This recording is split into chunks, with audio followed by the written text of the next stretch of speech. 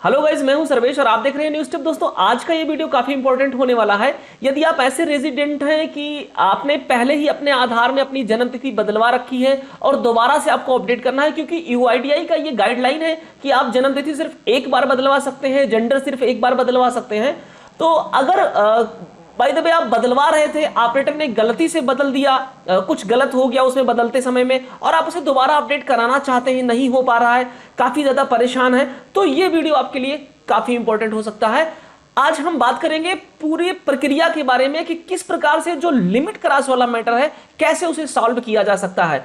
तो यदि आप एक आधार ऑपरेटर हैं, यूसीएल ऑपरेटर हैं, यानी कि चाहे ईसीएमपी ऑपरेटर हैं, आप आधार अपडेशन का काम करते हैं, आप आधार बनाने का काम करते हैं, तो भी आपके लिए ये वीडियो काफी इंपॉर्टेंट हो सकता है, क्योंकि हम पूरी प्रक्रिया के बारे में बात करेंगे कि किस प्रकार से प्रोसेस किया जाए, आधार को अपडेट कैसे किया जाए। पूरी स्क्रीन का लाइव रिकॉर्डिंग हम आपको दिखाएंगे कि क्या क्या प्रोसेस करना होता है, ईमेल कहां करना होता है।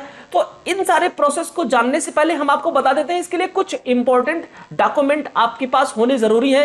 जैसे एक बार चाहे जिस भी डॉक्यूमेंट से आपने अपना जन्म तिथि अपडेट करवा लिया था पहले, दोबारा अगर जन्म तिथि के केस में दोबारा आप जन्म तिथि बदलवाना चाहते हैं, तो आपके लिए इसके लिए सिर्फ और सिर्फ आपके पास बर्थ सर्टिफिकेट, वो भी कंप्यूटर जनरेटेड बारकोड वाला जिसमें होता है, वही बर्थ सर्टिफिकेट चलेगा इस केस में।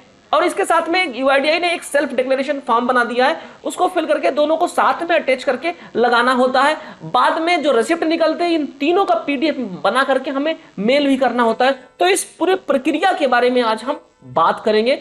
चलते हैं सीधे कंप्यूटर के स्क्रीन पर और वहां पर देखते हैं कि किन किन डॉक्यूमेंट की जरूरत पड़ेगी। इन सभी डॉक्यूमेंट की जो फॉर्मेट है, जो फाइल्स है, उसका लिंक मैं आपको डिस्क्रिप्शन बॉक्स में दे दूंगा। जो भी सेल्फ डिक्लेरेशन फॉर्म है, हिंदी वाले, इंग्लिश वाले, ये सब आप सेल्फ डिक्लेरेशन फॉर्म हमारे इसी चैनल के इसी वीडियो के नीचे डिस्क्रिप्शन बॉक्स में डाउनलोड कर सकते हैं। गाइस, एक आपसे रिक्वेस्ट है छोटा सा कि हमारे इस चैनल को सब्सक्राइब करके रखें। नीचे जो सब्सक्राइब वाला रेड कलर का बटन आपको दिख रहा है, उसे प्लीज आप प्रेस कर दें और आप हमारे सब्सक्राइबर हो जाएं। फ्यूचर में हम आपको ऐसे अपडेटेड वीडियोस देते रहेंगे। तो चलिए चलते हैं कंप्यूटर स्क्रीन पर, क्या क्या डॉक्यूमेंट लगेगा उसके बारे में सबसे पहले बात कर लेते हैं, फिर हम आपको लाइव बताते हैं कि क्या क्या करना पड़ेगा, कैसे प्रोसेस करना है, फाइल को अटैच कैसे करना है, मेल कैसे करना है, मेल करेंगे तो रिप्लाई में जो जवाब आएगा उसका जवाब कैसे देना है। सारी बातें आज हम इस वीडियो में करेंगे। अगर आप एक आधार ऑपरेटर हैं, यूसीएल ऑपरेटर हैं, ईसीएमपी ऑपरेटर हैं,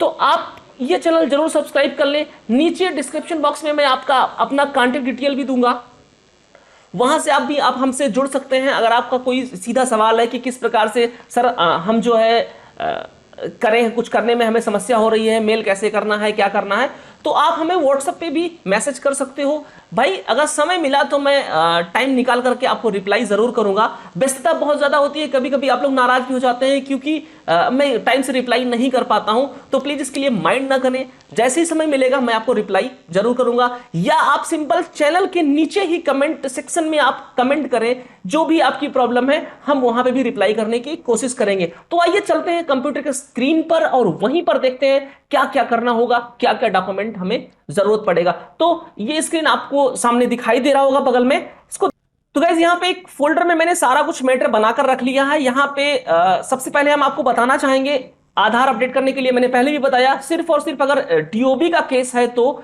डीओबी के केस में बर्थ सर्टिफिकेट ही होना चाहिए। तो यहाँ पे ये बर्थ सर्टिफिकेट आप स्क्रीन पर देख सकते हैं, इस प्रकार का बर्थ सर्टिफिकेट चलेगा। कुछ हाथ से लिखा हुआ जो बर्थ सर्टिफिकेट होगा या इस प्रकार से, तो संभवतः उसमें हो सकता है रिजेक्ट हो जाए। तो आप इस तरह से एक अपने ग्राम पंचायत से या अस्पताल से, जहां भी आपका जन्म हुआ, वहां से एक लीगल बर्थ सर्टिफिकेट आप बनवा लीजिए। वो भी फर्जी वाला बर्थ सर्टिफिकेट बिल्कुल ना लगाएं, कुछ फर्जी वाले भी इसमें भी हो रहे हैं। तो ओरिजिनल बर्थ सर्टिफिकेट आप बनवा लें अपने ग्राम पंचायत से, अथवा जो भी हॉस्पिटल वगैरह हो जहां पे भी आपका जन्म हुआ। उसके बाद इस प्रकार का बर्थ सर्टिफिकेट आपके पास होना चाहिए, पहला चीज। दूसरा, इसके साथ एक सेल्फ डिक्लेरेशन फॉर्म, इस प्रकार से यहाँ पे एक कस्टमर है, उन्होंने ये पूरा भर लिया है, यहाँ पे आपको दिख रहा होगा। ये दोनों डॉक्यूमेंट होना जरूरी है बर्थ के मामले में, यानी कि अगर आपको डीओबी चेंज करना है, डीओबी लिमिट क्रॉस हो गया है तो। और साथ में इसका जो फॉर्म वगैरह है वो मैं आपको दिखा देना चाहता हूं। यहाँ पे आप देख सकते हैं, ये इसका सिंपल फॉर्म इंग्लिश वर्जन में है, जो कि इसका पूरा पीडीएफ है। ये पीडीएफ डिस्क्रिप्शन बॉक्स से आप ले सकते हैं, वहां पे ये मिल जाएगा आपको। इसमें ये वाला पार्ट पूरा फॉर्म का है। यहाँ पे आप स्क्रीन पे देख पा रहे होंगे। इसको आपको अगर इंग्लिश में भरना है तो इसे भर लीजिए, अगर आप हिंदी में लेना चाहते हैं तो हिंदी वर्जन में भी ये पीडीएफ आपको मिल जाएगा डिस्क्रिप्शन से, वहां से भी आप इसे डाउनलोड कर सकते हैं। स्वकथन घोषणा पत्र से कहेंगे, इंग्लिश में सेल्फ डिक्लेरेशन फॉर्म बोला जाता है। तो हिंदी में भर लें या इंग्लिश में भर लें, और इसका पूरा जो जियो है, जो पूरा इसका नया नियम है, ये पूरा लिखा हुआ है यहाँ पे। ये पीडीएफ भी आप चाहें तो आपको मिल सकता है। क्या क्या प्रोसेस होगा इसमें पूरा आप यहाँ पे देख सकते हैं कि ग्राफ बना हुआ है, क्या प्रोसेसिंग होगा, कैसे लास्ट में जाकर के आपका आधार सही किया जाएगा, पूरी प्रक्रिया यहाँ पे बताई गई है। पूरा गाइडलाइन आप यहाँ पे खुद भी पढ़ सकते हैं। और लास्ट में इसी में देखेंगे ये सेल्फ डिक्लेरेशन का फॉर्म भी नीचे दिया गया है। तो गाइज ये पूरा डॉक्यूमेंट आपको जो है डिस्क्रिप्शन बॉक्स से मिल जाएगा और इसे आप यूज कर सकते हैं। लेकिन सबसे इंपॉर्टेंट है, यदि आप दोबारा जन्म तिथि चेंज करवाना चाहते हैं तो बर्थ सर्टिफिकेट सबसे पहले आपको बनवा लेना है। बर्थ सर्टिफिकेट से ही दोबारा आप इस प्रोसेस को फॉलो कर सकते हैं। गाइस आपको हम यहाँ पे एक बात और बता दें कि इसमें इस प्रक्रिया में टाइम थोड़ा ज्यादा लगता है, यानी कि कम से कम मान के चलिए 2 से 3 महीने की प्रक्रिया पूरी होगी, तब जाकर के आपका ये प्रोसेस ठीक हो पाएगा। अगर कोई असुविधा होगी तो आप हमें कांटेक्ट भी कर लें, जो भी आपके समझ में ना आए हम वो बताने समय निकाल करके आपको बता देंगे। यहाँ पे ये फॉर्म और ये डॉक्यूमेंट हमने आपको बता दिया है। अब चलिए चलते हैं सीधे अपना आधार वाला जो सॉफ्टवेयर जो आप भी यूज करते हैं, जो यूआईडीआई ने हम लोगों को दे रखा है, उस पर कैसे करना है, क्या काम करना है। जब गाइज आधार ओपन हो गया है, यहाँ पे हम देखेंगे रेजिडेंट का अगर डेट ऑफ बर्थ का मैटर है तो डेट ऑफ बर्थ चेंज करेंगे। इनका मार्च था जो कि अप्रैल करना था, अप्रैल कर दिया गया है यहाँ से।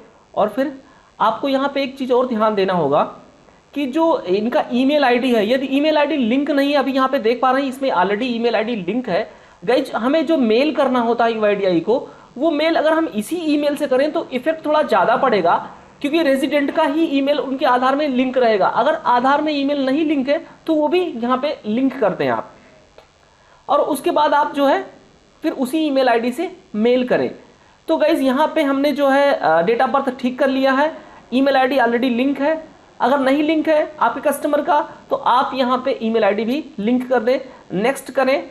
और गाइज यहाँ पे हम देखेंगे हमें यहाँ पे बर्थ सर्टिफिकेट लगाना होगा। अब गाइज अगर हम स्कैनर से स्कैन करेंगे, आप भी जानते हैं, तो जब भी बर्थ सर्टिफिकेट हम सेलेक्ट करते हैं सिर्फ हमें एक बार स्कैनिंग का मौका मिलता है, यानी सिंगल पेज।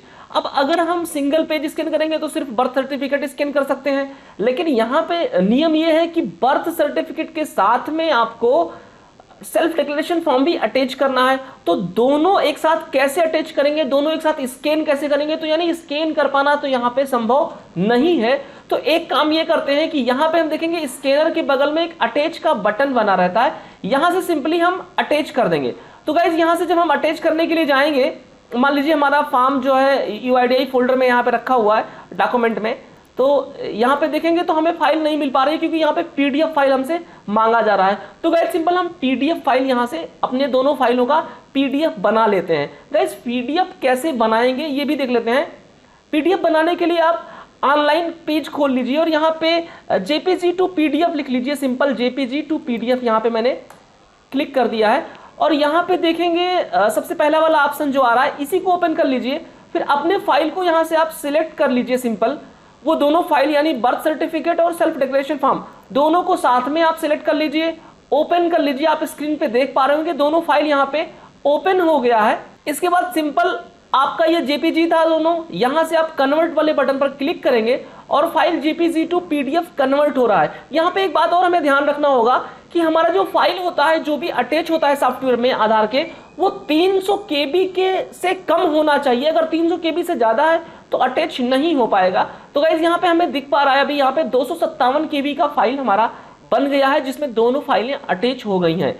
अब इसे हम सिंपल डाउनलोड कर लेंगे। गाइस अगर आपने जो है 3 पीडीएफ किया और यहाँ पर 300 से ज्यादा केबी दिख रहा है, तो आप यहाँ पे नीचे दूसरा ऑप्शन है कंप्रेस पीडीएफ, इस पर क्लिक कर लीजिए, कंप्रेस कर लीजिए और वो डेफिनेटली 300 केबी के अंदर आ जाएगा। फिर आप उसे अटैच कर दीजिएगा। तो यहाँ पे सिंपल फाइल हम डाउनलोड कर ले रहे हैं, यानी अब हमारा पीडीएफ बन करके तैयार हो गया है। और इस पीडीएफ को हम कॉपी कर लेते हैं यहाँ से जहां से डाउनलोड हुआ, और फिर इसे ले जाकर के हम उसी फोल्डर में, डॉक्यूमेंट वाले फोल्डर में हम इसे पेस्ट कर देते हैं। तो गाइज यहाँ पे देखेंगे पीडीएफ रेडी हो गया है, लेकिन आप इसे अटैच करेंगे ना तब भी ये अटैच नहीं होगा। आप ऐसे में भी परेशान हो जाते हैं कि अटैच कर रहे हैं फिर भी अटैच नहीं हो रहा है, 300 KB से कम बन गया। तो चूंकि इसमें फाइल का नेम हमें सिस्टमेटिक लिखना होगा जैसा कि हमें सॉफ्टवेयर बताएगा। तो आइए देख लेते हैं अटैच करके कि क्या नाम हमें देना है फाइल का। तो सॉफ्टवेयर को मैंने ओपन कर लिया, यहां से अटैच कर रहे हैं और अब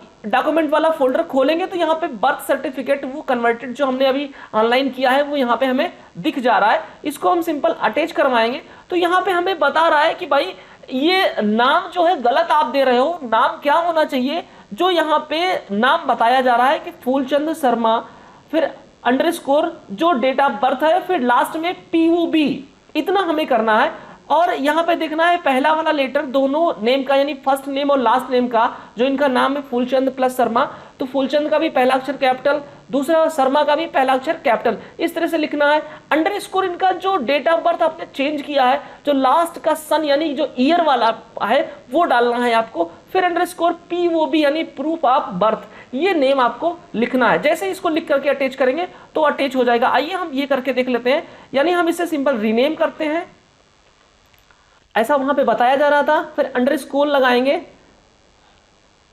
फिर ईयर डालेंगे, जो यहाँ पे इनका जो इनके आधार में जो ईयर है आप यहाँ पे देख सकते हैं कि अगर आप इसे बैक करके देखेंगे तो लास्ट में यहाँ पे 1999 है, तो वही आपको यहाँ पे भी लिखना है। और फिर यहाँ पे तो गाइज यहाँ पे जैसा कि नेम बताया गया है उसी तरीके से, जैसे फूलचंद में P कैपिटल, फिर शर्मा में S कैपिटल, अंडरस्कोर 1999 जो इनका है, फिर POB सिंपल लिखना है, बाकी कुछ नहीं करना है। सिंपल ये देखिए बन गया है। और अब इसे हम अटैच करके देखते हैं क्या कुछ कमी रह गई होगी, तो यहाँ पे बताएगा। गाइज यहाँ पे स्कैनर पे मैंने क्लिक कर दिया था, अटैच वाले बटन पर क्लिक करेंगे और इसे अटैच करेंगे। गाइज यहाँ पे देखिए सिंपल मैंने क्या किया है, यहाँ पे नेम मैंने लिख दिया है। अगर इसमें थोड़ा सा भी गलती अगर हम करेंगे, मान लीजिए थोड़ा सा इसमें गलती करके देखते हैं, इसको मैं रीनेम करता हूं और यहाँ पे POB के बजाय मैं केवल B नहीं लिखता हूं, छोटा सा फॉल्ट मैंने कर दिया है। और यहाँ से अटैच करने की कोशिश करेंगे, यहाँ पे देखें तो तुरंत हमें बता रहा है कि भाई ये देखिए सिंपल नाम लिखा हुआ यही लिखना चाहे, लेकिन लास्ट में जो डॉट लगा हुआ है POB के बाद वो नहीं लगाना है आपको, ये ध्यान रहे आपको। तो यहाँ पे मैंने इसे फिर से रीनेम कर लेना है और जैसे बताया जा रहा है उसी तरीके से यहाँ पे हमें लिखना है। और ये देखिए सिंपल अटैच करेंगे तो अब अटैच हो जाएगा। यहाँ से हमें अटैच करना है और फिर हमने इसको सिलेक्ट कर लिया, अटैच कर लिया। तो गाइस ये फाइल हमारा अटैच हो गया है। अब सिंपल हमें नेक्स्ट करना है, बाकी वही करना है जो आप हर रेजिडेंट के साथ करते हैं। रेजिडेंट को दोबारा से ऑथेंटिकेशन करेंगे, फिर स्लिप जनरेट करेंगे और फिर वो स्लिप और ये self declaration form, birth certificate, ये दोनों आपको मेल करना होगा। कैसे मेल करना होगा, कहां मेल करना होगा, इसकी बात अब हम कर लेते हैं। तो गाइज इसके आगे का प्रोसेस आपको पता होगा, ऑलरेडी मैंने पहले भी बता रखा है कि किस प्रकार से आधार सॉफ्टवेयर ये चलाते हैं, कैसे कैसे अपडेट करते हैं, तो वहां से भी आप देख सकते हैं। बाकी आप तो ये रोज करते होंगे। तो गाइज इसको मैंने बंद कर दिया है और अब हम देख लेते हैं कि हमें मेल कैसे करना है और कहां पे मेल करना है। फॉर्म मैंने आपको पहले दिखाई दिया है, फॉर्म आप सारा ले लेंगे। अब ईमेल कैसे करना है, तो गाइज यहाँ पे हम आपको बता दें ईमेल कहाँ करना है, कैसे करना है। गाइज मेरा जो रीजनल सेंटर है वो लखनऊ है, मैं यूपी से हूँ।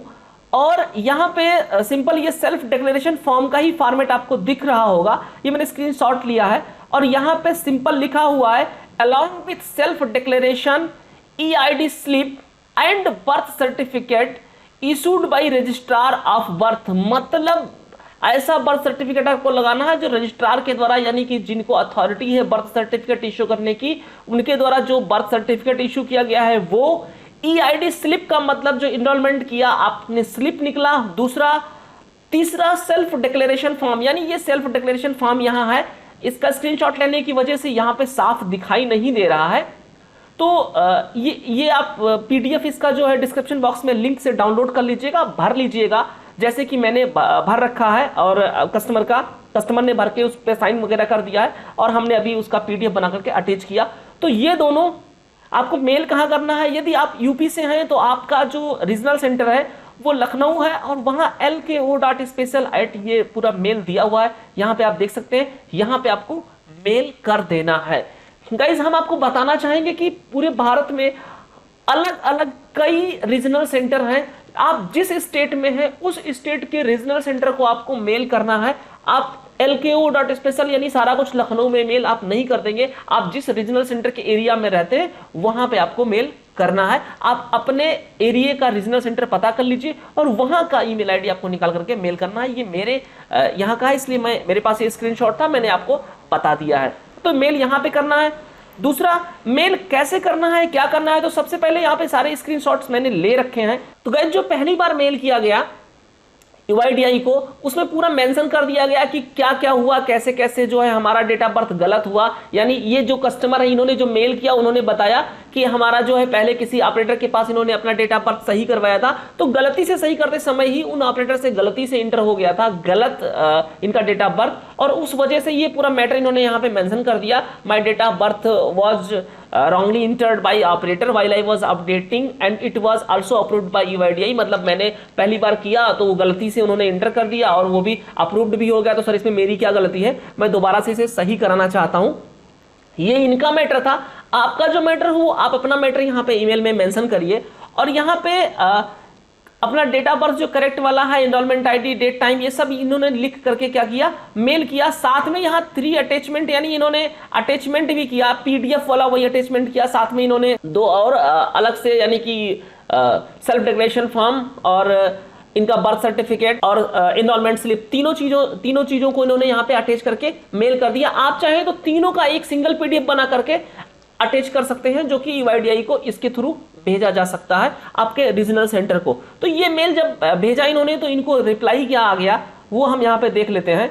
जब इन्होंने मेल किया, यहाँ पे मैंने सारा कुछ ब्लर कर रखा है सिक्योरिटी पर्पज की वजह से, इन्होंने जब मेल किया तो इनको वहां से एक सब केस आईडी मिल गया, your case has been registered with us, इनका केस रजिस्टर हो गया और इनको उधर से सब केस आईडी मिल गई, दूसरी आईडी मिल गई इनको कि मतलब आपका संज्ञान में ले लिया गया है आपका मैटर और जल्द ही इस पर कार्यवाही की जाएगी। तो गाइस ये सारा कुछ होने के बाद में कुछ दिन के बाद एक मेल और आया इनको और फाइनली ये बताया गया, यहाँ पे बताया गया कि there is no EID detail mentioned in this case. इस मेल में रिप्लाई आया कुछ दिन के बाद कि भाई जो आपने मुझे भेजा था उसमें EID डिटेल मेंशन्ड नहीं किया गया था, जो 28 डिजिट का होता है। Kindly provide 28 digit EID in new case to check further. मतलब फिर दोबारा आगे जो भी कार्यवाही की जाएगी आप 28 डिजिट का यानी 28 डिजिट का EID नंबर इनको प्रोवाइड कर दें। तो दोबारा से फिर से रिप्लाई कर दीजिए और 28 डिजिट का यानी कि 28 डिजिट का EID नंबर का मतलब ये हो गया, जब हम रिसिप्ट जनरेट करते हैं जो रिसिप्ट निकलता है उसमें आधार अनुरोध संख्या होता है, मतलब आधार अपडेट अनुरोध संख्या, वो हम डालते हैं 14 अंक का प्लस डेट और टाइम, ये सारा कुछ मिला करके 28 अंक का हो जाता है। ये पूरा एक साइड से आप लिख लीजिए और पूरा मेंशन कर दीजिए इस मेल में दोबारा से, अगर आप इसे रिप्लाई कर दीजिए तो। लेकिन अब मैं आपको बताना चाहूंगा, जब आप पहली बार ही मेल करते हैं यानी कि जो आप फर्स्ट टाइम में मेल कर रहे हैं यहाँ पे जैसे, तो यहीं पे ही पूरा मैटर लिख दीजिए, एनरोलमेंट नंबर, डेट और टाइम। लेकिन यहाँ पे जो लिखा गया है वो थोड़ा गलत तरीके से लिखा गया है, EID लिख करके पूरा नंबर, डेट और टाइम सामने ही उसके लिख दीजिए 28 डिजिट का। फिर ये वाला मेल आपको नहीं मिलेगा कि हमें 28 डिजिट का EID नहीं मिला, इस वजह से आपका जो है केस यहाँ पे क्लोज किया गया है। तो गाइज यहाँ पे सिंपल 28 डिजिट का पूरा मेंशन कर दीजिए आप और इस प्रकार से कुछ दिन का प्रोसेसिंग होगा। ये प्रोसेसिंग करीब 90 डेज चलेगा, उसके बाद में आपका आधार अपडेट होने के चांसेस ज्यादा होते हैं। गाइज अगर आपको किसी भी प्रकार की असुविधा हो तो नीचे डिस्क्रिप्शन बॉक्स में मेरा कांटेक्ट है, वहां से सिर्फ आप हमें प्लीज व्हाट्सअप करिए। अगर मुझे मौका मिला तो जो भी प्रॉब्लम्स होंगी, जो भी क्वेरीज होंगी, हम रिप्लाई करने की कोशिश करेंगे। अगर हमें रिप्लाई करने में थोड़ा लेट हो रहा है तो प्लीज माइंड मत करिएगा, समय मिलते ही हम कर देंगे। वीडियो आपको अच्छा लगा हो तो चैनल को सब्सक्राइब करिए, थोड़ा हमें भी सपोर्ट करिए और फ्यूचर में ऐसे वीडियोस आपके लिए हम लाते रहेंगे। आज के लिए इतना ही, मिलता हूं अगले वीडियो में, तब तक के लिए जय हिंद।